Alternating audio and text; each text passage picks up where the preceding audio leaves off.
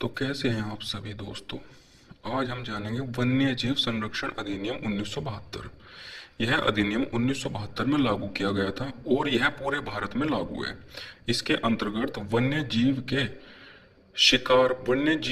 के शिकार पर प्रतिबंध लगाया गया। संरक्षित क्षेत्र दिए गए, जैसे नेशनल पार्क्स, वाइल्ड लाइफ घोषित किए गए। दुर्लभ एवं संकटग्रस्त प्रजातियों को विशेष संरक्षण दिया जाता है। अवैध शिकार और व्यापार के लिए दंड का प्रावधान है।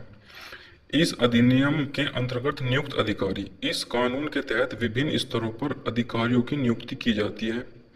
सबसे पहला निदेशक, जिसको इंग्लिश में director of wild life presentation कहा जाता है। पहला पॉइंट, केंद्र सरकार द्वारा नियुक्त किया जाता है।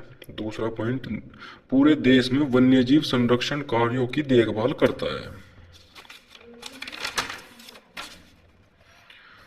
दूसरा, मुख्य वन्यजीव प्रतिपालक। इसका पहला पॉइंट, सरकार द्वारा नियुक्त। दूसरा पॉइंट, राज्य स्तर पर वन्यजीव संरक्षण की जिम्मेदारी। तीसरा, वन्यजीव प्रतिपालक राज्य सरकार द्वारा नियुक्त।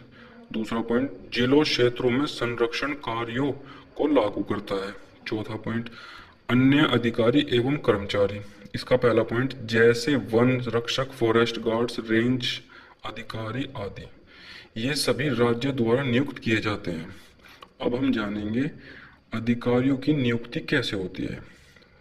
सबसे पहले केंद्र स्तर पर केंद्र सरकार निदेशक और अन्य उच्च अधिकारियों की नियुक्ति करती है।